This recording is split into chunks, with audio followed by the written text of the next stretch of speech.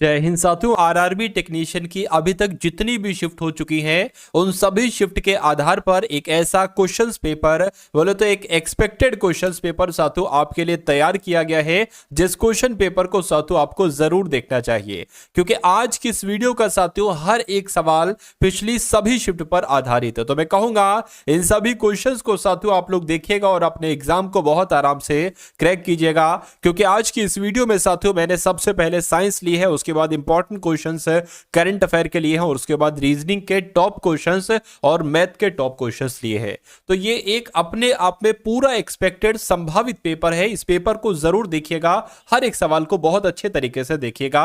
तो पहला सवाल है कह रहे कि नींद की खराब गुणवत्ता और नींद में कमी निम्नलिखित में से कौन सी बीमारी के लक्षण है। तो जब साथियों नींद की गुणवत्ता में कमी आ जाती है, खराब स्थिति हो जाती है, नींद की कमी हो जाती है, तो उसको निद्रा रोग कहा जाता है, निद्रा लोप कहा जाता है। आंसर आपका जाएगा ऑप्शन नंबर ए के साथ। अगला देखिए, प्राण घातक बीमारी यानी कि इबोला की बात चल रही है, तो इबोला उत्पन्न करने वाला कारक कौन सा है। क्या इबोला नामक रोग क्या फफूंद या कवक की वजह से होता है, परजीवी की वजह से होता है, या विषाणु या साथु जीवाणु की वजह से होता है। मैं कह सकता हूं कि इबोला नामक रोग वायरस की वजह से होता है, अर्थात विषाणु की वजह से होता है।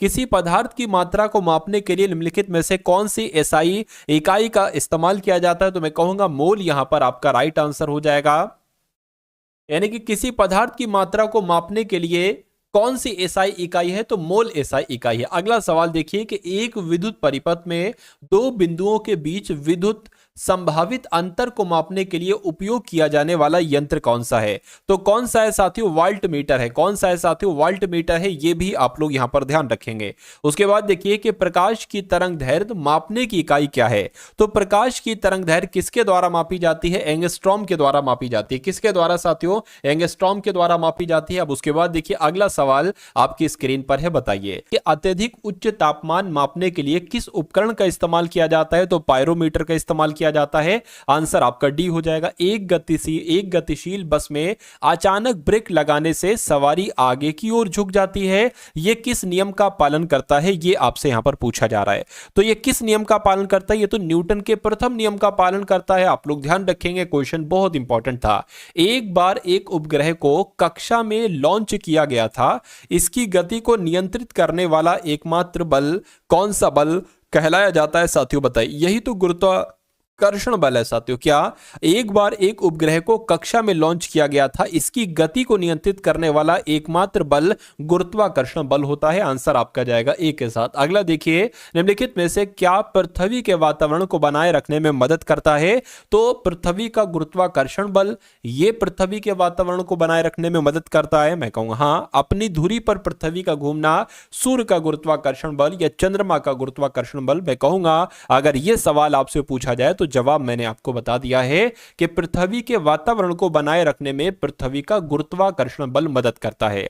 उसके बाद देखिए, निम्नलिखित में से किसे ग्रह गति के 3 नियमों का प्रतिपादन करने का श्रेय दिया जाता है। तो किसकी बात चल रही है साथियों, जोहान्स केपलर की बात चल रही है, यानी कि जोहान्स केपलर साहब ने ग्रह गति के तीनों नियमों का प्रतिपादन किया था। उसके बाद देखिए अगला सवाल है कि निम्नलिखित में से किसने सबसे पहले यह निष्कर्ष निकाला कि निर्वात में सभी वस्तुएं समान त्वरण जी से गिरती हैं और समान समय पर भूमि पर पहुंचती हैं।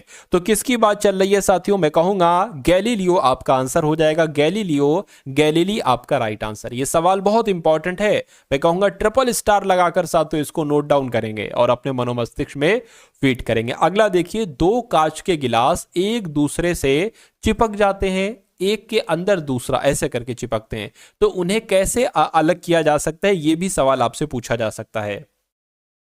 तो उन्हें साथियों बाहरी गिलास को गर्म पानी में डालकर अलग कर सकते हैं, या जोर जोर से पीट कर नहीं, अंदरूनी गिलास में गर्म पानी डालकर नहीं, गिलासों को शीतल जल में डालकर नहीं। मैं कहूंगा कि दो कांच के अगर गिलास हैं, ये चिपक जाते हैं एक के अंदर एक करके, तो उनको आप बाहरी वाले गिलास को गर्म पानी में डाल दोगे तो वो साथियों अलग हो जाएंगे। उसके बाद देखिए, इनमें से किसे ऊष्मागतिकी का पहला नियम भी कहा जाता है। तो किसकी बात चल रही है, आप लोग ध्यान रखेंगे साथियों। अगर बात करें ऊर्जा संरक्षण के नियम की, तो ऊर्जा संरक्षण के नियम को साथियों ऊष्मागतिकी का पहला नियम भी कहा जाता है। क्वेश्चन बहुत इंपॉर्टेंट था। उसके बाद देखिए अगला सवाल है आपके स्क्रीन पर कि ध्वनि प्रबलता की इकाई क्या है। तो मैं कहूंगा साथियों ध्वनि प्रबलता की इकाई बेल है, बिल्कुल। कौन है? बिल्कुल डेसिबल भी है, यानी कि आपका राइट आंसर जो जाएगा वो ऑप्शन नंबर डी के साथ जाएगा। अगला देखिए, तरंगों में दृश्य प्रकाश तरंगे, एक्स किरणें, गामा किरणें, रेडियो तरंगे, सूक्ष्म तरंगे, पराबैंगनी तरंगे, अवरक्त तरंगे शामिल हैं, यानी कि किन तरंगों में साथियों ये शामिल हैं? तो मैं कहूंगा ये विद्युत चुंबकीय तरंगों में शामिल है। ये क्वेश्चन बहुत टॉप लेवल का है साथियों, बहुत टॉप लेवल का, ठीक है ना। चलिए अब उसके बाद देखिए अगला सवाल है, कह रहे कि भौतिकी का कौन सा नियम कहता है कि दो विद्युत आवेशों के बीच का बल अपने पूर्व मान से कम होकर 1/4 रह जाता है जब उनके बीच की दूरी 2 गुनी कर दी जाती है। तो साथियों यहां पर अगर बात करें, ये कूलॉम्ब का नियम आपका राइट आंसर हो जाएगा। ये बात कूलॉम्ब के नियम के अनुसार कही गई है। साथियों देखिए, जो भी आपकी शिफ्ट हो रही है उसमें जिस टाइप के क्वेश्चंस पूछे जा रहे हैं, क्या जिस टाइप के क्वेश्चंस पूछे जा रहे हैं ठीक वैसे ही साथियों में क्वेश्चंस आपको करवा रहा हूं, क्योंकि मेरा मानना है साथियों कि जिस टाइप के क्वेश्चंस एग्जाम में आ रहे हैं और देखा जाए कि भाई एग्जामिनर जो है किस टाइप के क्वेश्चंस को पसंद कर रहा है इस बार इस एग्जाम में, तो ये बहुत आसान हो जाता है साथियों उस चीज के आधार पर कि अब कौन से आपसे सवाल पूछे जा सकते हैं, ठीक है ना। तो अब साथियों जो सवाल आपसे पूछे जा सकते हैं अब आपकी आगामी शिफ्ट जो है उनके लिए ये क्वेश्चन बहुत इंपॉर्टेंट है। उसके बाद देखिए साथियों, घरेलू विद्युत परिपथ में प्रयुक्त फ्यूज के लिए रेटिंग निम्न के आधार पर प्रदान की जाती है। तो किसके आधार पर साथियों प्रदान की जाती है?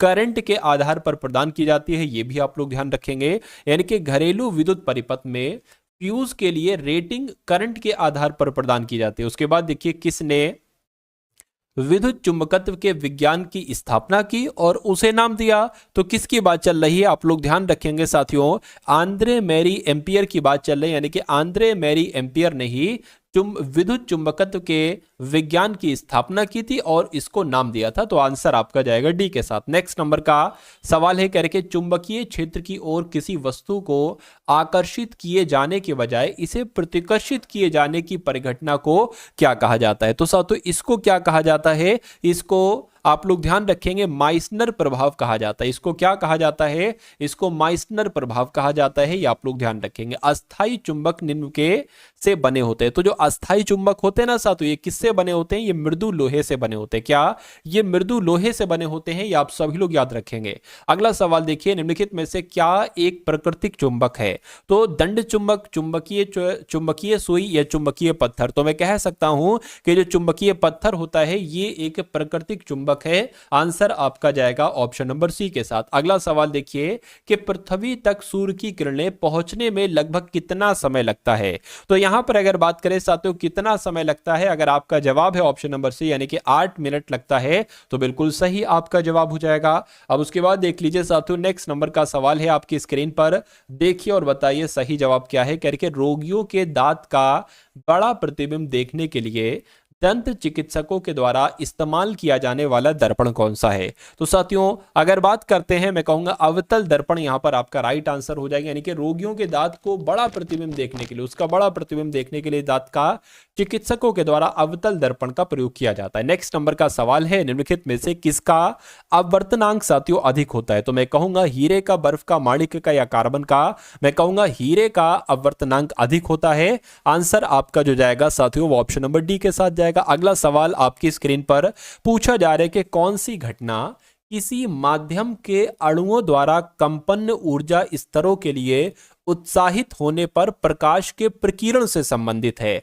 तो यहां पर अगर बात करें साथियों, रमन प्रभाव आपका राइट आंसर हो जाएगा। फिर से देख लीजिए एक बार, यानी कि कौन सी घटना? तो मैं कहूंगा रमन प्रभाव। रमन प्रभाव किसी माध्यम के अणुओं द्वारा कंपन ऊर्जा स्तरों के लिए उत्साहित होने पर प्रकाश के प्रकीर्ण से संबंधित है। सूर्य के प्रकाश में कितने रंग होते हैं? तो साथियों सूर्य के प्रकाश में 7 रंग होते हैं। कितने रंग होते हैं? आप लोग ध्यान रखेंगे, 7 रंग होते हैं। नेक्स्ट नंबर का सवाल है, रदरफोर्ड द्वारा किए गए किस प्रयोग ने नाभिक के अस्तित्व को साबित कर दिया? तो यहां पर अगर बात करें साथियों, राइट आंसर आपका जो जाएगा वो गोल्ड फॉयल प्रयोग के साथ जाएगा। यानी कि रदरफोर्ड के द्वारा किए गए किस प्रयोग ने? तो मैं कहूंगा रदरफोर्ड ने गोल्ड फॉयल प्रयोग किया था। इस प्रयोग के माध्यम से नाभिक के अस्तित्व को साबित कर दिया था उन्होंने। कणों की तरंग प्रकृति किसने स्थापित की थी बताइए? तो कणों की तरंग प्रकृति को डी ब्रोगली ने स्थापित किया था। किसने स्थापित किया था? डी ब्रोगली ने स्थापित किया था, ये भी सवाल आप लोग याद रखेंगे।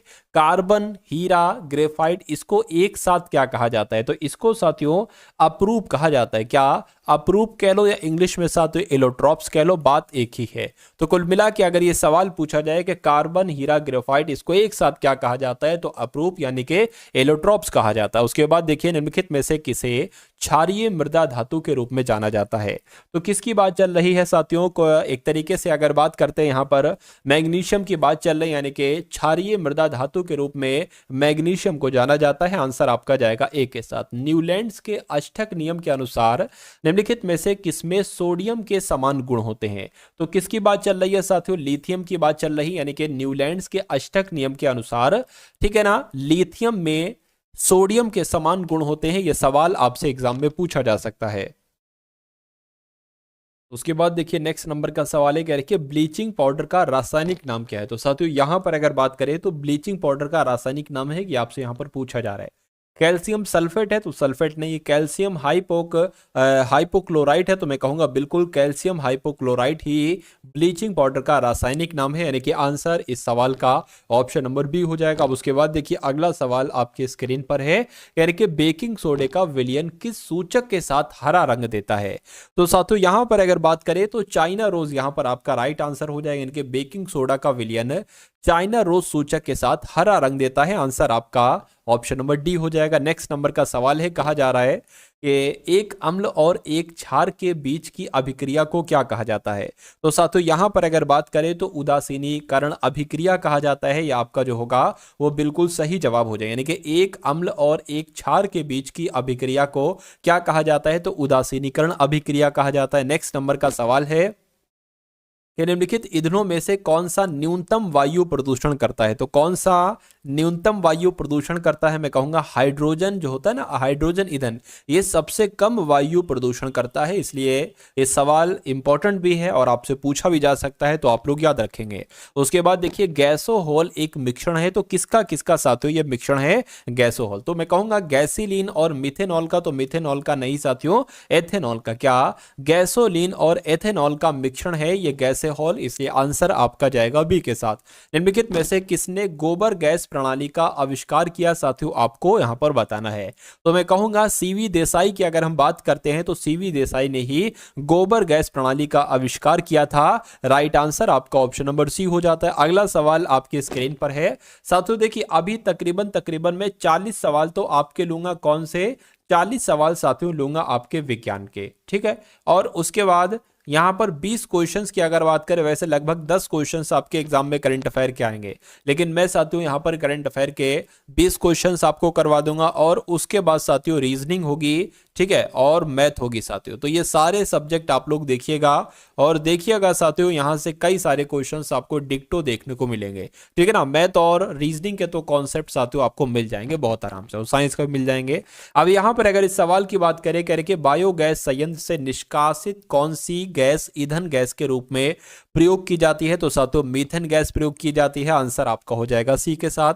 निम्नलिखित में से किसका अधिकतम तापजनक मान होता है? तो सबसे अधिकतम तापजनक मान किसका होता है? मैं कहूंगा हाइड्रोजन का होता है। क्या? हाइड्रोजन का अधिकतम तापजनक मान होता है। आंसर आपका जाएगा ए के साथ। अगला सवाल है, क्या कहा जा रहा है? कह रहे हैं कि राष्ट्रीय, अब देखिए यहां पर करंट अफेयर के सवाल आपके शुरू हो चुके हैं, ठीक है ना। तो राष्ट्रीय मानव अधिकार आयोग के नए कार्यवाहक अध्यक्ष किसे नियुक्त किया गया है? तो विजय भारती सयानी को ही राष्ट्रीय मानवाधिकार आयोग का नया कार्यवाहक अध्यक्ष नियुक्त किया गया है। किसे इंदिरा गांधी परमाणु अनुसंधान केंद्र के निदेशक के रूप में नियुक्त किया गया है? तो साथियों किसको किया गया है? सीजी करहाड़कर को इंदिरा गांधी परमाणु अनुसंधान केंद्र के निदेशक के रूप में नियुक्त किया गया है। अगला सवाल देखिए, कह रहे हैं कि लक्ष्मी नारायण अंतर्राष्ट्रीय पुरस्कार 2024 से किसे सम्मानित किया गया है? तो प्यारे लाल शर्मा को किया गया। क्या आप लोग ध्यान रखेंगे? प्यारे लाल शर्मा को लक्ष्मी नारायण अंतर्राष्ट्रीय पुरस्कार 2024 से सम्मानित किया गया है। उसके बाद देखिए अपशिष्ट जल प्रबंधन के लिए जल योद्धा पुरस्कार 2024 से किसे सम्मानित किया गया है? तो साथियों नोएडा प्राधिकरण को सम्मानित किया गया है। किससे? अपशिष्ट जल प्रबंधन के लिए जल योद्धा पुरस्कार 2024 से नोएडा प्राधिकरण को सम्मानित किया गया है। प्रतिष्ठित महाराष्ट्र गौरव पुरस्कार 2024 से सम्मानित किया गया है। तो किसको सम्मानित किया गया है? डॉक्टर उमा रेले को सम्मानित किया गया है। आप लोग ध्यान रखेंगे, यानी कि महाराष्ट्र गौरव पुरस्कार 2024 किसको दिया गया है? डॉक्टर उमा रेले को दिया गया है। मार्च 2024 में चमेली देवी जैन पुरस्कार से किसको सम्मानित किया गया है? तो साथियों यहां पर अगर बात करें ग्रीष्मा कुठार को किया गया है और रितिका चोपड़ा को भी किया गया है, यानी कि आंसर आपका जो जाएगा वो ए और बी दोनों यानी कि सी के साथ जाएगा। उसके बाद देखिए किस देश की प्रधानमंत्री ने इस्तीफा दिया है? तो मैं कहूंगा साथियों अभी हाल फिलहाल में बांग्लादेश की प्रधानमंत्री ने इस्तीफा दिया है। अगला देखिए, कह रहे कि केंद्र सरकार ने कहा नए मोर अभ्यारण्य की घोषणा की है। तो नए मोर अभ्यारण्य की घोषणा कहां पर की गई है साथियों? केंद्र सरकार के द्वारा। तो मैं कहूंगा कर्नाटक में की गई है। उसके बाद देखिए कि किसने इंडिया @100 लॉन्च किया है?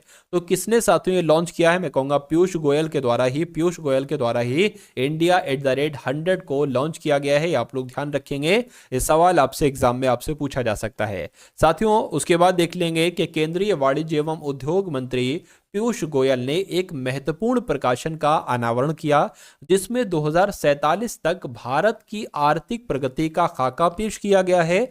केंद्रीय मंत्री एसोचैम के द्वारा पूर्व मुख्य आर्थिक सलाहकार केवी सुब्रमण्यम द्वारा लिखित पुस्तक, यहाँ पर क्या लिखा हो साथियों? इंडिया एक तरीके से होना चाहिए। तो मेरे ख्याल से कुछ टाइपिंग में यहाँ पर मिस्टेक हो गई है। चलिए कोई दिक्कत नहीं। अगला सवाल देखिए, जो मेन चीज है ना, वो मेन चीज सवाल आपसे जो पूछा जाएगा वो ये पूछा जाएगा कि इंडिया @100 किसने लॉन्च किया है? तो पीयूष गोयल ने लॉन्च किया। बाकी बहुत अंदर का सवाल नहीं पूछा जाएगा। उसके बाद देखिए कह रहे कि मिस नेपाल वर्ल्ड 2024 का खिताब किसने जीता है? तो किसने जीता है साथियों? क्या आपका राइट आंसर होगा? इनका नाम है आशमा कुमारी केसी और इन्होंने मिस नेपाल वर्ल्ड 2024 का खिताब जीता है। मिस किस राज्य को जीवन दान पुरस्कार दिया गया है? तो किस राज्य की बात चल रही है? मैं कहूंगा आंध्र प्रदेश की बात चल रही है, यानी कि आंध्र प्रदेश ने जीवन दान पुरस्कार जीता है साथियों। आंसर आपका जाएगा ऑप्शन नंबर सी के साथ। अगला सवाल है आपकी स्क्रीन पर साथियों, इस सवाल को देखिए और बताइए राइट आंसर क्या होगा। साथियों अगर आपने अभी तक इस वीडियो को लाइक नहीं किया तो मैं रिक्वेस्ट करूंगा कि वीडियो को आप लोग एक बार लाइक कर दीजिए। क्या वीडियो को साथियों आप लोग एक बार लाइक कर दीजिए और चैनल पर साथियों अगर आप लोग नए हैं तो चैनल को जरूर सब्सक्राइब करके बेल आइकन पर साथियों क्लिक कर दीजिए। अब इस सवाल की अगर यहां पर हम लोग बात करते हैं, कह रहे कि कौन सी राज्य सरकार सभी फसलों की खरीद पर न्यूनतम समर्थन मूल्य पर करेगी? तो न्यूनतम समर्थन मूल्य पर फसलों की खरीद हरियाणा सरकार करेगी, ये आप लोग ध्यान रखेंगे। उसके बाद देखिए कहाँ विरासत प्रदर्शनी शुरू की गई है? तो विरासत प्रदर्शनी कहाँ पर शुरू की गई है साथियों? नई दिल्ली में शुरू की गई। कहाँ पर शुरू की गई है? नई दिल्ली में शुरू की गई है। ये भी इंपॉर्टेंट क्वेश्चन था। उसके बाद देखिए अगला सवाल है, भारत ने किस देश की जल विद्युत परियोजना के लिए 5,000 करोड़ रुपए की मंजूरी दी है? तो मैं कहूंगा नेपाल आपका राइट आंसर हो जाएगा, यानी कि भारत ने नेपाल देश की जल विद्युत परियोजना के लिए 5,000 करोड़ रुपए मंजूर किए हैं। चौथा राष्ट्रीय हिंदी विज्ञान सम्मेलन 2024 का आयोजन कहां पर किया जाएगा? तो आपसे साथियों पूछा जा रहा है कहां पर किया जाएगा, तो आपको यहां पर बताना है। मैं कहूंगा भोपाल में किया जाएगा। बिल्कुल साथियों, चौथा राष्ट्रीय हिंदी विज्ञान सम्मेलन 2024 ये भोपाल में ही किया जाएगा। किसने राज्यपालों के 52वें सम्मेलन की अध्यक्षता की है? तो किसने साथियों की है आपसे पूछा जा रहा है। मैं कहूंगा द्रौपदी मुर्मू जी ने राज्यपालों के 52वें सम्मेलन की अध्यक्षता की है। आंसर आपका जाएगा सी के साथ।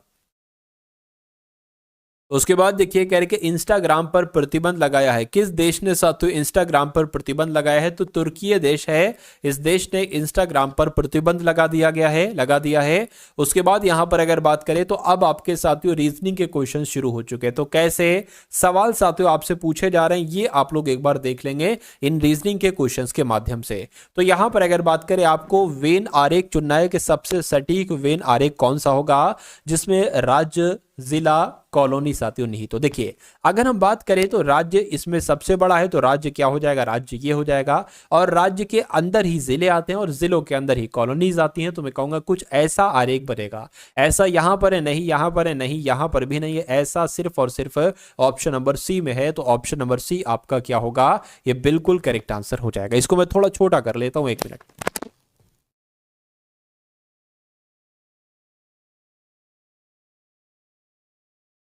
अगला सवाल देखिए कि 6 मित्र के L M O P A और ए के क्या लिखा हुआ है साथियों। 6 मित्र हैं यहाँ पर, के हाँ 3 है यहाँ पर, तो 3 हो गए, 4 5 और एक किधर गया भाई साहब। ठीक है, एक किधर गया।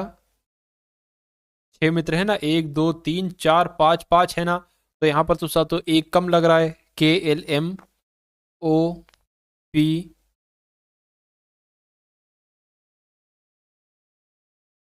चलिए कोई दिक्कत नहीं, जो कहा जा रहा है ना वो कर लेते हैं हम लोग। तो 6 मित्र हैं, के 6 मित्र हैं साथ, KLMOP एक षटकोणीय आकार की मेज के चारों ओर समान दूरी पर बैठे हैं।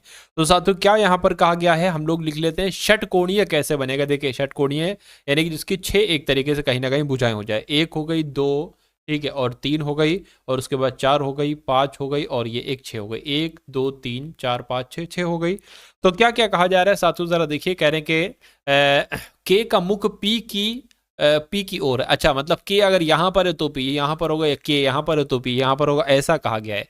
तो मान लीजिए के का मुख किस तरफ है, पी के सामने है, तो ऐसा हमने बना दिया। उसके बाद कह रहे हैं कि एन के दाएं दूसरे स्थान पर कौन है, ओ है। और एन जो है ना, एन ये एन के और एल के बीच में एक काम करो, देखिए हमें अगर हम इस वाले स्टेप को स्किप कर दें, पहला वाला जो स्टेप है इसको स्किप कर दें, और इस वाले इस स्टेप से हम शुरू कर दें, तो हमें एक फायदा ये मिलेगा कि हमें एन कॉमन मिल जाएगा यहां पर भी। और इसका फायदा क्या होगा, ये अब आप देखिए, देखिए एन के दाएं दूसरे स्थान पर ओ है, तो मान लीजिए साथियों एन हमने अगर यहां पर बना ले, तो एन के दाएं दूसरे स्थान पर ओ है, यानी कि ओ यहां पर आ जाएगा। अब यहां पर कहा गया कि एन के और एल के बीच में है, यानी कि यहां पर जो ना एन जो है एन के और एल के बीच में है, तो के यहां पर, एल साथ तो यहां पर हो जाएगा। ये चीज फायदा हुई। अब हो ये भी सकता है कि के यहां पर हो, एल यहां पर हो, अभी लेकिन हमने ऐसे बैठा दिया है। उसके बाद क्या है, क्या कहा जा रहा है, अगर यहां पर सही नहीं आंसर आया तो सत्तू के यहां पर कर देंगे, एल यहां पर कर देंगे। उसके बाद कहा जा रहा है कि पी के तुरंत बाएं एम बैठा हुआ है, तो पी के तुरंत, अब देखिए 2 जगह बची हैं, तो पी के तुरंत, ठीक है, पी के तुरंत बाएं कौन बैठा हुआ, एम बैठा हुआ, तो एम यहां पर बैठ गया। तो 1 2 3 4 5 6 6 लोग थे, 6 लोग हो गए। क्या पूछा जा रहा है, ओ के ठीक दाएं कौन है, तो ओ के ठीक दाएं कौन है साथ, तो एम है। तो मैं कहूंगा एम आपका यहां पर राइट आंसर हो जाएगा। और एम कौन सा ऑप्शन में है, तो ऑप्शन नंबर डी वाले में है भाई। बहुत बढ़िया, वेरी गुड क्लास। अब उसके बाद देखिए अगला सवाल है, कह रहे हैं कि 4 अक्षर समूह दिए गए हैं, जिनमें से 3 किसी तरह से समान है और एक असंगत है। उस असंगत समूह का साथियों आपको यहां पर चयन करना है। ठीक है, चलिए, तो आपको बताना है, 2 ऑप्शन यहां पर है, 2 ऑप्शन नीचे हैं, 2 ऑप्शन एक साथ रख लेते हैं हम। तो यहां पर अगर बात करें साथियों, क्या यहां पर अलग है, देखिए Q 17 पर होता है, J आपका 10 पर होता है, और ये L 12 पर होता है। यानी कि अगर बात करें Q जो है ना वो 17 पर हो गया, J 10 पर हो गया, L 12 पर हो गया। यहां पर 7 माइनस हुआ है, कितना 7 माइनस हुआ है, और यहां पर साथियों 2 प्लस हुआ है। ठीक है, 2 प्लस हुआ है। नीचे वाले की अगर साथियों हम लोग बात करते हैं, तो N 14 पर, G 7 पर, I 9 पर, यानी कि यहां पर तो 2 प्लस हुआ है, और यहां पर 7 माइनस हुआ, यानी कि जो लॉजिक यहां पर लगा वही लॉजिक यहां पर लगा। अब इसको देख लेते हैं साथियों, K 11 पर होता है, D 4 पर होता है, F 6 पर होता है। यहां पर 2 प्लस हुआ है, और यहां पर बिल्कुल सही 7 माइनस हुआ है। इसकी अगर बात करें तो P 16 पर, L 12 पर, K 11 पर, यहां पर 1 माइनस हुआ है। तो मैं कहूंगा यहां पर अलग रूल लग रहा है कुछ, यहां पर सब में 2 प्लस प्लस हो रहा था, लेकिन यहां पर 1 माइनस कर दिया गया। तो मैं कहूंगा ऑप्शन नंबर ए वाला सबसे असंगत है, और यही आपका बिल्कुल सही और सटीक जवाब हो जाएगा। अगला सवाल देखिए, कहने के y के mp को क्या लिखा जाता है साथियों, y के mp को यहां पर लिखा गया है QNLZ। तो आपको बताना है साथियों SURC को क्या लिखा जा सकता है, आपको बताना है, बताइए। देखिए अगर यहां पर थोड़ा सा ध्यान दे, देखिए ये y के है और ये आपका LZ है, यानी कि y के एक आगे आता है z, और k का एक अगर प्लस कर देते हैं तो आ जाता है l। यानी कि अगर मैं आपसे कहूं कि s के बाद क्या आता है, देखिए 4 जगह है, 4 जगह। s के बाद क्या आता है, तो t यहां पर आएगा, और u के एक बाद क्या आ जाएगा, v यहां पर आएगा। अब आप ऑप्शन में से देखिए अंत में कहां vt है, सिर्फ और सिर्फ ऑप्शन नंबर डी वाले में vt है। तो मैं कहूंगा यही आपका आंसर हो जाएगा। बाकी अगर इसकी बात करते हैं, m से यहां पर क्या हो गया है, m से अगर बात करें साथियों, n हो गया है, m से n हो गया, यानी कि एक बड़ा है, और p से 17 यानी कि एक क्या हो गया है, एक साथियों यहां पर बढ़ गया है। तो कुल मिला के ये लॉजिक आप समझ चुके हैं ठीक है ना। चलिए तो अब उसके बाद देख लेते हैं नेक्स्ट नंबर का सवाल है आपकी स्क्रीन पर। ये नंबर सीरीज वाला सवाल है। ये सवाल आपके अच्छे समझ में आ गया ना, लॉजिक क्या लगा था। अब इस सवाल की अगर बात करें, एक नंबर सीरीज वाला सवाल है, 2 है, 6 है और फिर 12 है और फिर 20 है और फिर 30 है। तो आपको बताने के उसके बाद यहाँ पर कौन सा नंबर आ सकता है बताइए। देखिए अगर ध्यान से आप यहाँ पर देखेंगे ना, तो 2 से 4, 2 से 6 हुआ है, यानी कि यहाँ पर 4 बड़ा है, और फिर 6 से 12 हुआ है, 6 बड़ा है, फिर यहाँ पर 8 बड़ा है, फिर यहाँ पर 10 बड़ा है। तो बच्चा भी बता देगा यहाँ पर 12 बढ़ेगा, और 12 बढ़ेगा तो 42 हो जाएगा। क्या 42 ऑप्शन में है? जरा देखिए, मैं कहूंगा बिल्कुल ऑप्शन में है। कौन से ऑप्शन में है? तो ऑप्शन नंबर सी वाले में। अगला देखिए, जिस प्रकार हाइड्रोफोबिया का संबंध पानी से है, उसी प्रकार एक्रोफोबिया का संबंध किससे होगा बताइए। देखिए हाइड्रोफोबिया जिसको हो जाता है ना, वो पानी से डरता है, जल से डरने लगता है, लेकिन एक्रोफोबिया जिसको हो जाता है ना, वो ऊंचाई से डरने लगता है। तो जिस प्रकार हाइड्रोफोबिया का संबंध पानी से है, उसी प्रकार एक्रोफोबिया का संबंध ऊंचाई से है। अब उसके बाद देखिए साथियों, कथन और निष्कर्ष वाला सवाल आप लोग देख लीजिए। कथन और निष्कर्ष वाला सवाल कह रहे कि सभी चॉकलेट फल हैं, ठीक है। तो जैसे जैसे साथियों कहा जा रहा है ना, वैसे वैसे हम यहां पर बना लेते हैं। तो मान लीजिए साथियों, ये क्या हो गई? ये चॉकलेट हो गई। करके सभी चॉकलेट क्या बताई गई हैं? फल बताए गए हैं, तो सभी चॉकलेट फल हो गई। सभी फल क्या बताए गए हैं? सभी फल साथियों नारियल बताए गए हैं, सभी फल नारियल हो गए। अब निष्कर्ष को पढ़िए और बताइए कौन सा निष्कर्ष सही है, कौन सा निष्कर्ष साथियों यहाँ पर आपका गलत है। चलिए तो अगर बात करते हैं, कुछ चॉकलेट नारियल नहीं है। देखिए दोनों कथन पॉजिटिव है, ये नेगेटिव साथियों कैसे हो सकता है? तो ये गलत हो जाएगा। सभी चॉकलेट नारियल हैं, सभी चॉकलेट नारियल हैं, बिल्कुल सही। कुछ नारियल फल हैं साथियों, कुछ नारियल फल हैं, बिल्कुल इतने नारियल फल हैं, ये बात भी बिल्कुल सही। यानी कि केवल निष्कर्ष 2 और 3 अनुसरण करता है। ऐसा कहां पर लिखा हुआ है? ऐसा ऑप्शन नंबर सी में लिखा हुआ है। अगला सवाल देखिए साथियों, आपकी स्क्रीन पर है।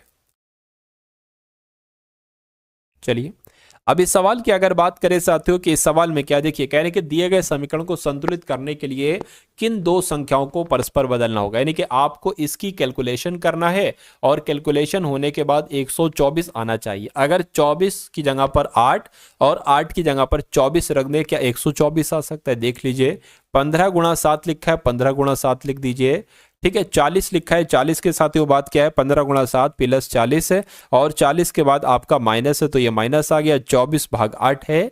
अब कहा क्या गया है? 40 है ना, तो 40 भी साथों लिख लीजिए, माइनस आ जाएगा। 24 की जगह पर 8 आ जाएगा, और साथों यहाँ पर 24 आ जाएगा। 15 सत्ते कितना हो जाएगा? 105 हो जाएगा। प्लस यहाँ पर अगर बात करें तो कितना आ जाएगा? आपका 40 आ जाएगा, माइनस 8/24 हो जाएगा। यानी कि यहाँ पर साथियों 8 का मट 16, 8 3 24, यानी कि 1/3 यहाँ पर लिख लेते हैं। 1/3 यहाँ पर साथियों लिख लेते हैं। 1/3 मुझे तो नहीं लग रहा है इसको कैलकुलेट करके साथियों 124 आ सकता है। तो मैं कहूँगा साथियों ये आपका ऑप्शन जो है ना, एक तरीके से फेल हो गया, यानी कि ये चीज़ नहीं हो पाएगी साथियों। अब यहाँ पर अगर बात करें दूसरे वाले ऑप्शन की, अगर 24 की जगह पर 40 और 40 की जगह पर 24 रख लें, तो क्या 124 आएगा? जरा देखिए, तो 15 गुणा 7 है, 15 गुणा 7 प्लस 40 लिखा है ना, तो 40 की जगह पर 24 आ जाएगा। और क्या लिखा हुआ है? माइनस 24 लिखा है, 24 की जगह पर 40 आ जाएगा, भाग 8 आ जाएगा। तो 15 सत्ते 105 हो जाएगा, प्लस आपका 24 हो जाएगा, माइनस 8 का 8 5 40, यहाँ पर 5 आ जाएगा। 105 प्लस आपका ये 19 आ जाएगा। तो मैं कहूँगा 105 और 19 कितना होते हैं साथियों? 4, और यहाँ पर साथियों एक तरीके से 2 और 1, बिल्कुल 124 होते हैं। तो 124 आ गया, यानी कि आंसर हमारा ऑप्शन नंबर बी के साथ जाएगा। अगला सवाल आपकी स्क्रीन पर है साथियों, देखिए सवाल को और बता दीजिए राइट आंसर क्या होगा। चलिए तो कहने के 6 मित्र हैं, अविक, ऋषि, पीयूष, सोयन, आशु और रोहित। अच्छा वहां पर पता लोग 6 थे, लोग 6 थे ना, पता नहीं क्या दिक्कत थी वहां पर। खैर 6 मित्र अविक हैं, ऋषि हैं, पीयूष है, सोनल है, आशु है, रोहित है। उत्तर की ओर मुंह करके एक पंक्ति में खड़े हैं, ठीक है। तो एक पंक्ति बना लेते हैं, 6 लोग हैं ना, 1 2, एक काम करिए, 1 सेकेंड, 1 2 3 4 5 और ये 6, ठीक है, 6 लोग हो गए। यानी कि ऋषि अविक के बाईं ओर और पीयूष के दाईं ओर खड़ा है। तो ऋषि को मान लीजिए अगर हम यहां पर बैठा ले, कहीं पर भी आप बैठा सकते हो। ऋषि जो है ना, ऋषि यानी कि ऋषि अविक के बाईं ओर, यानी कि अविक यहां पर आ जाएगा। अविक के बाईं ओर क्या?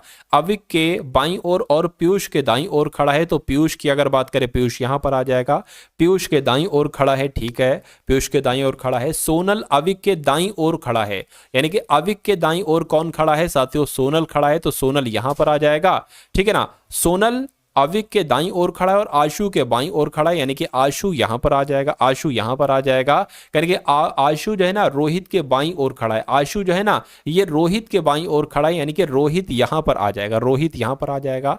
तो मैं कहूंगा यहां पर जो हमने एक एक्स्ट्रा बनाया था साथ, उसको हम डिलीट कर देते हैं, हटा देते हैं यहां पर से एक सॉरी ये तो सब कट हो गया, कोई दिक्कत नहीं। ये देखिए यानी कि 6 लोग थे, 6 हो गए, रोहित, आशु, सोनल, अविक, ऋषि, पीयूष, 6 थे, 6 को हमने बैठा दिया। पूछा क्या जा रहा है, कह रहे कि कौन दो भिन्न सेंटर में खड़े हैं, तो कौन दो भिन्न सेंटर में खड़े हैं ये आपसे यहां पर पूछा जा रहा है। देखिए और बताइए सही जवाब क्या होगा।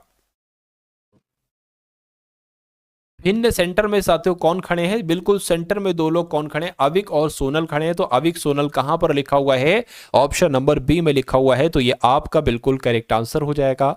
चलिए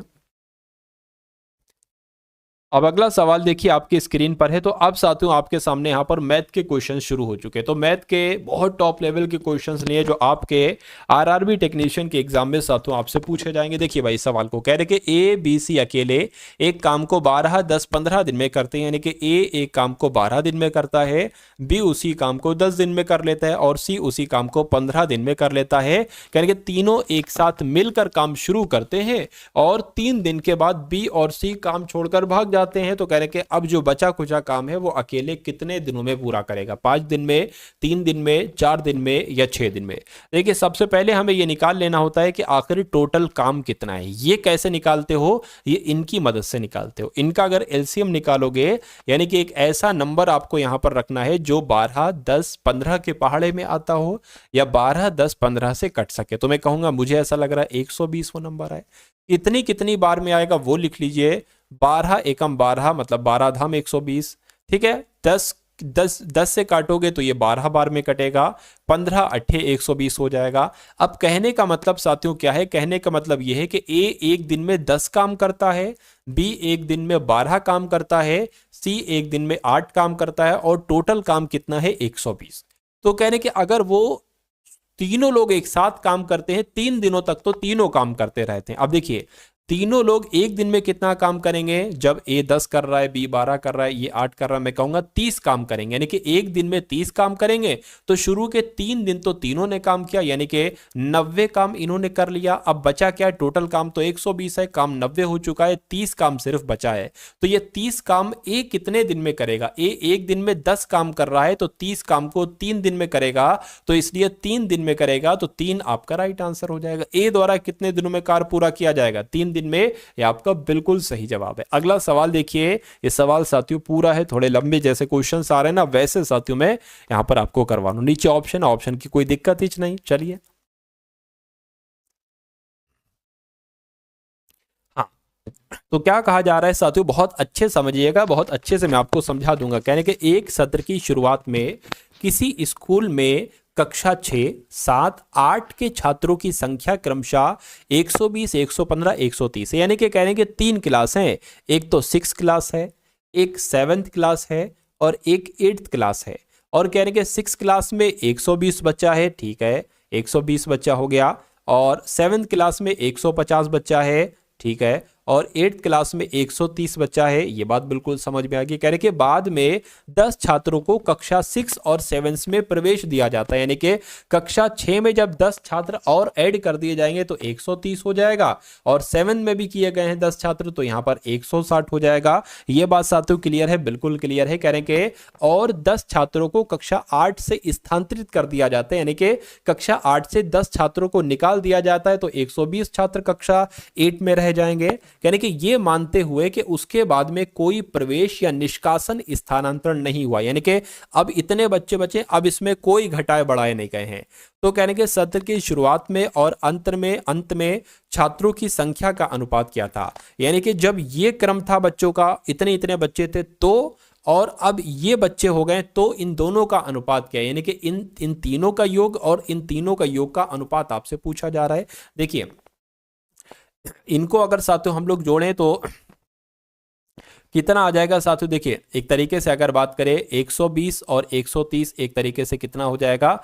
3 5 8, ठीक है, 8 और 9 10, ये हो गया और 10 हो गया, 2 3 4, ये 4 हो गया और 0 लग गया। ठीक है, अब इसको देख लीजिए, 2 6 8 9 10 11, 11 हो गया। ठीक है, और 2 3 4, ये 4 आ गया और ये 0 आ गया। तो इनका अनुपात ज्ञात करना है, 0 से 0 कैंसिल, यानी कि 40:41 इनका अनुपात निकला। देखिए क्या 40:41 लिखा हुआ है? बिल्कुल लिखा हुआ है, ऑप्शन नंबर सी में लिखा हुआ है। तो ये क्या होगा? ये आपका बिल्कुल करेक्ट आंसर हो जाता है। चलिए भाई, अब उसके बाद देखिए अगला सवाल है, यानी कि एक मशीन का प्रतिवर्ष 10% मूल्य ह्रास हो रहा है, यानी कि 10% की कमी हो रही है हर साल में। मशीन की वर्तमान कीमत 2,50,000 है, 2,50,000 साथियों इसकी कीमत है, वर्तमान कीमत है, और 10% कमी हो रही है। तो 2 वर्ष बाद मशीन का मूल्य कितना रह जाएगा, ये बात आपसे यहाँ पर पूछी जाए। देखिए अगर पहले वर्ष में कमी होगी 10% की तो 90 बचेगा, फिर 10% की कमी होगी फिर 90% बचेगा। तो अब इसको कैलकुलेट कर लो, 2 0 से 2 0, 2 0 से 2 0 कैंसिल हो गए। ठीक है ना। अब 9 9 81, यानी कि 81 डबल 0 आ गया और गुणा यहाँ पर क्या आ गया? 85 आ गया। तो इसको कैलकुलेट करा लो, यानी कि 25 की गुणा साथियों 81 से करा लो तो 25 आ जाएगा और 25 अट्ठे 200 आ जाएगा। 5 आ गया, 2 आ गया, 0 आ गया, 2 आ गया और डबल 0 यहां पर साथियों लग जाएगा। ठीक है ना। तो यहां पर साथियों आपका क्या हो जाएगा? एक तरीके से 2,02,500, 2,25,000 यहां पर आंसर आ जाएगा। कहां पर ऐसा लिखा हुआ है? 2 लाख, ठीक है ना, 2,500 ऑप्शन नंबर ए में लिखा हुआ है। तो ये क्या होगा? ये आपका बिल्कुल सही जवाब हो जाता है। अब उसके बाद देखिए नेक्स्ट नंबर का साथियों सवाल है आपकी स्क्रीन पर। इस सवाल को देखिए और बताइए सही जवाब क्या होगा। करके एक आयताकार खेत की लंबाई और चौड़ाई का अनुपात 4:3 है, यानी कि अगर लंबाई 4 है तो चौड़ाई 3 है। यानी कि यदि 2 रुपए प्रति मीटर पर खेत की जुताई की लागत, यानी कि अगर हर 1 मीटर के लिए 2 रुपए खेत की जुताई की लागत से दिए जाते हैं तो 600 रुपए आते हैं। तो खेत की लंबाई आपसे पूछी जा रही। देखिए इसको 4x मान लीजिए, इसको 3x मान लीजिए, कोई दिक्कत नहीं है। अब अगर बात करें साथियों 2 रुपए के हिसाब से दिए जाते, अगर ये 1 रुपए के हिसाब से दिए जाते तो ये 300 होते। कितने होते? 300 होते। तो अगर 1 रुपए के हिसाब से दिए जाते तो ये इसका क्षेत्रफल हो जाता, किसका? 4x गुणा 3x। अरे भाई इसका आयताकार खेत का क्षेत्रफल क्या होगा? 4x गुणा 3x ही तो होगा।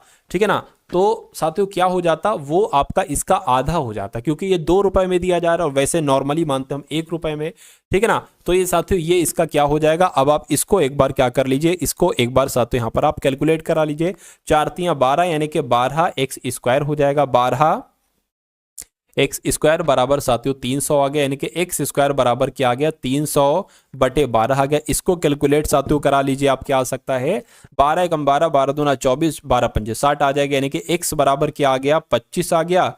तो x बराबर क्या आ जाएगा? 5 आ जाएगा। तो अब लंबाई भी आपको पता चल जाएगी साथियों, चौड़ाई भी आपको पता चल जाएगी। x बराबर 5 है, 4 पंजे 20 लंबाई हो जाएगी, चौड़ाई कितनी हो जाएगी साथियों? 15 हो जाएगी। तो पूछी लंबाई गई है तो लंबाई साथियों यहाँ पर 20 है। 20 के ऑप्शन में है, मैं कहूंगा बिल्कुल ऑप्शन में है। ऑप्शन नंबर किस में है साथियों? ऑप्शन नंबर ए वाले में। तो ये आपका साथियों बिल्कुल सही जवाब हो जाएगा। अगला सवाल देखिए आपकी स्क्रीन पर है। करे एक दुकानदार ने 24 रुपए में 10 पेंसिल के मूल्य पर 100 पेंसिलें बेची।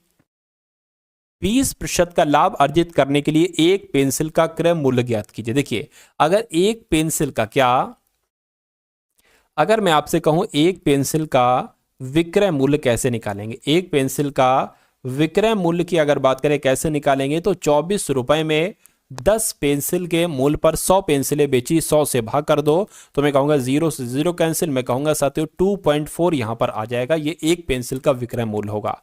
ठीक है ना। और इस पर 20% का लाभ अर्जित करने के लिए एक पेंसिल का क्रय मूल्य साथियों कितना कितना होगा, तो इसको साथियों 100 से और भाग कर दो 120 से, तो मैं कहूंगा 20 छंग 20 पंजे, और इसको अगर कट करेंगे 0.4, 6 चौक इसको अगर कट करेंगे साथियों क्या आ जाएगा यहाँ पर साथियों? 2.0 आ जाएगा, यानी कि 2 आपका बिल्कुल सही जवाब हो जाता है। अब उसके बाद देखिए नेक्स्ट नंबर का सवाल है आपके स्क्रीन पर। देखिए सवाल को, बहुत अधिक सवाल नहीं है, कुछ सवाल और हैं, 1-2 सवाल और हैं बस। देखिए एक दुकान 30% और 25% की 2 क्रमिक छूटों की घोषणा करता है और कहा जा रहा है कि 1200 रुपए क्रय मूल्य वाली शर्ट का अंकित मूल्य। देखिए मैं आपको समझा देता हूँ। 1200 रुपए की एक शर्ट है, अंकित मूल्य है, इस पर छपा हुआ है 1200 रुपए। लेकिन एक दुकान में होता क्या है, पहले इस पर 30% की छूट दी जाती है, उसके बाद इस पर 25% की छूट दे दी जाती है। तो आपको बताना है कि ये 1200 रुपए की चीज दो छूट देने के बाद कितने रुपए की पड़ेंगी। 30% की छूट दी गई यानी कि उसको 70% में बेचा गया, 25% की छूट दी गई यानी कि उसको 75% में बेचा गया। तो इसको आपको कैलकुलेट कर लेना। देखिए 2 जीरो से 2 जीरो कैंसिल, और तिया और साथियों चौक आ जाएगा, 4 एकम 4, 4 तिया 12 आ जाएगा, 3 तिया 9, 9 गुणा 70 यानी कि 7 नीम 63, तो बोले तो 630 आपका आ जाएगा। यानी कि 1200 रुपए की अगर कोई चीज है और 30% की छूट और उसके बाद 25% की दो क्रमिक छूट दी जाती है, तो 1200 रुपए की चीज वो 630 रुपए की जाकर बिकेगी। एक निश्चित धनराशि चक्रवृद्धि ब्याज की एक निश्चित वार्षिक दर पर 2 वर्षों में दोगुनी हो जाती है, तो उसी चक्रवृद्धि ब्याज दर पर ये कितने वर्षों में 4 गुनी हो जाएगी। देखिए ये देखने में तो साथियों हो सकता है ऐसा लग रहा हो कि ये सवाल आप नहीं कर पाओगे, लेकिन इसकी मैं आपको एक शानदार ट्रिक बता देता हूं। क्या, कभी भी अगर लिखा हो कि चक्रवृद्धि ब्याज की एक निश्चित वार्षिक दर पर इतने वर्षों में इतनी गुनी और इतने वर्षों में इतनी गुनी हो जाती, इस टाइप से सवाल हो तो कुछ नहीं करना है आपको। देखिए क्या करना है, यानी कि 2 वर्षों में 2 गुनी हो जाती है, यानी कि कभी को ये 1 गुनी होगी, और 2 वर्षों में क्या, 2 वर्षों में कितनी हो गई है साथियों, 2 गुनी हो गई है। ठीक है ना, कभी को 1 गुनी होगी, 2 वर्षों में 2 गुनी हो गई, तो कह रहे कि कितनी वर्षों में, ठीक है ना, कितने वर्षों में 4 गुनी हो जाएगी। देखिए 2 वर्ष और हम ले लेते हैं, 2 वर्ष और ले लेते हैं, जब ये इसकी डबल हुई है फिर ये इसकी भी डबल होगी, 4 गुनी हो गई। तो ये कितने वर्ष, 2 वर्ष प्लस 2 वर्ष यानी कि 4 वर्षों में 4 गुनी हुई है। 1 से 4 गुनी जो हुई है वो 4 वर्षों में हुई है, तो 4 वर्ष आपका यहां पर बिल्कुल सही जवाब हो जाता है। ठीक है ना, चलिए उसके बाद देखिए अगला सवाल है, दो संख्याओं का अनुपात 3:5 है और उनका महत्तम समापवर्तक कितना है, 6 है। उनका लघुत्तम समापवर्तक साथियों ज्ञात कीजिए। देखिए कभी भी अगर आपको दो संख्याओं का अनुपात दे रखा हो, क्या दे रखा हो, दो संख्याओं का अनुपात दे रखा हो और आपको साथियों एचसीएफ दे रखा हो और आपसे एलसीएम पूछा जाए, तो आपको पता क्या करना है, दोनों संख्याओं को लिखना है, दोनों संख्याओं के अनुपात को लिखना है और आपको एचसीएफ को लिख देना है। ये पता क्या होता है, यही साथियों एक तरीके से क्या होता है, एलसीएम आपका होता है। तो 6 पंजे 30, 30 तिया 90 हो जाएगा, मैं कहूंगा 90 आपका एलसीएम हो जाएगा और ये आपका बिल्कुल करेक्ट आंसर हो जाता है। भाई बहुत बढ़िया, वेरी गुड क्लास। अगला सवाल साथियों देख लीजिए, कह रहे कि 12 प्लस नहीं है, मैं लिख देता हूं यहां पर। देखिए 12 भाग और ब्रैकेट में है 2 गुणा 3 ब्रैकेट बंद, ठीक है, और भाग है और फिर साथियों ब्रैकेट में है 24 भाग, ठीक है, 8 माइनस 5 और साथियों ये हो गया। अब देखिए इसको अगर कैलकुलेट करें तो 12 भाग क्या आ गया, 3, 3 दूना 6, 6 आ गया यहाँ पर, ठीक है। और अगर बात करते हैं आगे, तो यहाँ पर साथियों ये आपका 24 है, यहाँ पर जाएगा 3 बचेगा, 3 बच गया, 6 दूना 12 2 आ गया यहाँ पर, 3 अट्ठे 24 8 आ गया यहाँ पर, यानी कि 2/8 आ गया। 2/8 को 1/4 लिखा जा सकता है, तो 1/4 कहाँ पर है, ऑप्शन नंबर ए वाले में है। उसके बाद देखिए अगला सवाल है साथियों, और आज की इस वीडियो का अंतिम सवाल आपकी स्क्रीन पर है, तो बहुत अच्छे तरीके से साथियों इस सवाल को आप लोग देखने की कोशिश कीजिएगा। कहने के सेल्वा राज ने, यानी कि कोई सेल्वा राज होंगे, सेल्वा राज ने एक फ्लैट खरीदने के लिए 38 लाख की वन टाइम पेमेंट की। उनके भाई मुझे एक फ्लैट खरीदना है, ये लो 38 लाख रुपए। फ्लैट की चाबी मिलने से पहले उसे पूर्ण भुगतान के, ये पूर्ण भुगतान नहीं है, पूर्ण भुगतान के 5% भुगतान करना था। यानी कि उन्होंने 38 लाख तो दिए, लेकिन अभी 5% बाकी है, 5% उन्होंने रकम नहीं दी, यानी कि 95% रकम दी है उन्होंने, और 95% ये 38 लाख है, तो फिर 5% उनको देना है, चाबी वो ऐसे दे नहीं सकते। तो कहने के चाबी लेने के लिए 5% उन्होंने भुगतान किया, तो भुगतान की जाने वाली अतिरिक्त राशि क्या थी, यानी कि जो 5% है ना साथियों, ये क्या है। अब हमें ये तो पता चल गया कि ये 95% की वैल्यू है। तो अभी मैंने आपको बात कहा था साथियों कि 95% बराबर कितना है साथियों, ये आपका 38 लाख है। अगर बात करें साथियों इसका हम निकालें कि इसकी 100% की वैल्यू क्या है, तो ये 95 नीचे आ जाएगा और इसकी गुणा साथियों 100 से हो जाएगी, ठीक है ना। तो इसको साथियों अगर हम करें तो कैसे करेंगे साथियों, एक तरीके से अगर बात करें 5 से कट करें तो 5 एकम 5, 5 नीम आपका 45 हो गया, और 5 सत्ते आपका 35 हो गया, 3 जाएगा, 5 छंग आपका 30 आ जाएगा, 0 0 0 0 हो गया आपका, ठीक है ना। इतनी बात साथियों क्लियर है, अगर इतनी बात क्लियर है तो बिल्कुल सही है। चलिए यहाँ पर साथियों गुणा 100 आ जाएगा, 19 एकम 19, 19 चौक 76 हो जाएगा। यहाँ पर साथियों 000 आ गया, तो मैं कहूंगा 40 लाख हो जाएगा साथियों। कितना हो जाएगा? 40 लाख आपका हो जाएगा, यानी कि उस फ्लैट की जो 100% रकम थी ना, वो कितनी हो गई साथियों? वो आपकी 40 लाख हो गई। अब कहा यह जा रहा है कि 40 लाख तो है ठीक है, लेकिन भुगतान की जाने वाली अतिरिक्त राशि क्या है? ये जो 5% दी गई ना 40 लाख पर, ये कितनी है? तो इसका 5% निकाल लीजिए। इसका 5% निकालेंगे, 0 से 0 कैंसिल, 5 चौक 20 हो जाएगी, ये 20 आ गया। 0 कितने? 1 2 3 4, 4 0 लगा दो, 4 0 लगा दो, तो कितना आ गया साथियों? ये एक तरीके से यहां पर अगर साथियों हम लोग बात करते हैं, ये कितना आ गया? ये साथियों 2 लाख आ गया। यानी कि 40 लाख टोटल थी, इसकी 2 लाख ये बनेगी, 5% बनेगी, तो 2 लाख आपका बिल्कुल सही जवाब हो जाता है भाई। बहुत बढ़िया, वेरी गुड क्लास। तो कैसी लगी साथियों आपको ये क्लास? एक बार कमेंट सेक्शन में आप लोग जरूर बताइएगा। इस वीडियो को साथियों लाइक करके जाइएगा। अगर चैनल पर नए हैं तो चैनल को जरूर सब्सक्राइब कर लीजिएगा।